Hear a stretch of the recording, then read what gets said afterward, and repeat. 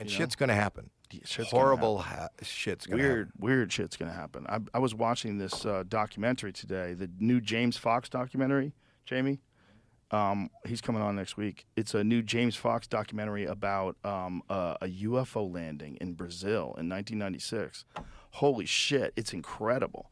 I had no idea that there's a city called Varginha in Brazil, and in 1996, according to everyone who was there, according to medical records of people who were there, according to they blocked off, the military came in, cordoned off the area, they recovered a crashed UFO, and there was living creatures that people came in contact with, and one of them was this tiny little thing that this guy carried. And he carried it to wherever they were going to examine it. And when he carried it, he got whatever was on its skin. It had like a slippery kind of skin. It got into his body and infected him. And he wound up with this horrible general infection. And he wound up dying. His body shut down. His immune system shut down. His body didn't know what the fuck to do with this alien thing that he was interacting with.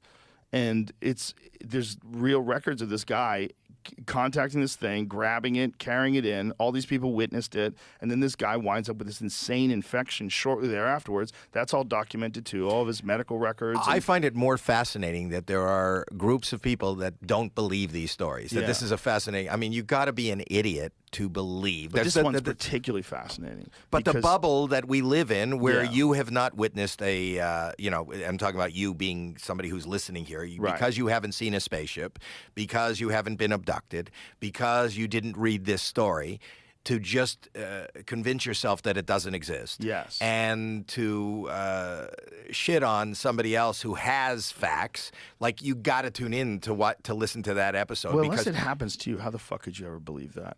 Right? Really? I mean, really? Yes, you could. But I'm saying, you know what I'm saying? I'm from a pessimist or a cynic's point of view. Like, well, why would you? Come on, that's nonsense. Because it's ridiculous to believe that. But it hasn't happened to you. See, if it hasn't happened to you, you think it's not possible. Like, you're can only born. Relate. The fact that you were born and you had children and you are living here and just functioning and living in this. Crazy.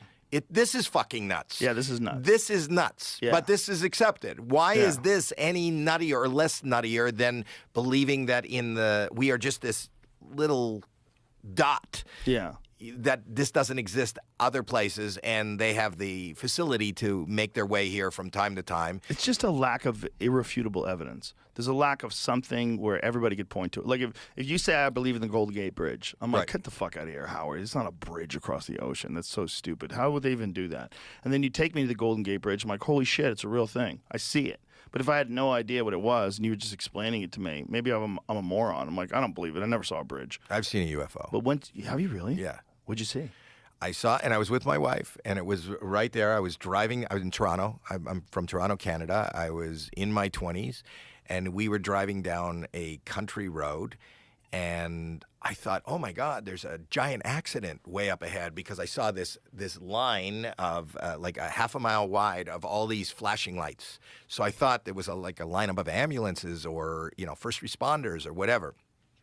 And as I got closer and closer, that whole line of lights, quicker than I can fathom, just shot into the sky and disappeared. And I turned to my wife and I go, did you, I saw something. Did you see something? She goes, the lights? And I go, yeah. And we've never seen anything since. We went, this is way before the internet, but we called the airport. We called the military. Has there been any reports? We didn't see anything on the news, but we both saw it. What could you describe the lights? A straight line of lights that looked like they were probably, a quarter of a mile wide. Like this was a giant line of lights. So I thought there was all cars lined up, on a road. We were there was no street lights or anything. It was when I realized what it was probably about 30 or 40 feet above the road. When I think about where I first saw the lights, they couldn't be on top of a car because there's no car that stands that high, or trucks or a train. And then the point was that how fast that I saw, how quickly I saw this line of lights just shoot into the atmosphere and disappear. Like, I've never seen anything move at that velocity. How far away was it when it shot away? See, because it was night, it could have been 10 miles. It could have been 1 mile. I don't know how big it was because I didn't actually see the object. I saw a line of lights. So I don't know how far I was from the lights. But I do know, if you called my wife right now, she would describe the exact same thing. She was sitting in the car with me. We're both not, UFO enthusiasts. I don't know that I didn't have a non-belief. I just never thought of it. We saw this weird thing that has never been explained to us.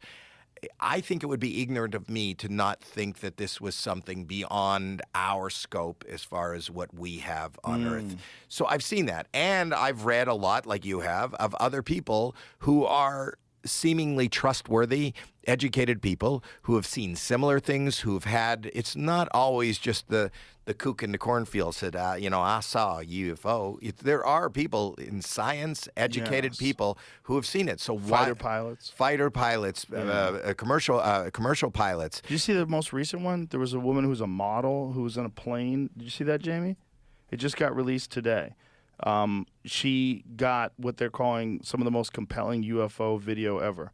She's flying in a plane in this silver thing. They freeze framed it. It looks like a flying disc. A model saw this? A model. She's just in a plane and filming out the window. And they had seen this thing apparently, and she's trying to film it, and it shoots by the plane. And I've talked to many pilots who have recounted seeing things and not being able to explain it. It's like, and we just brush that off. Oh, here Watch it is. This. So play this.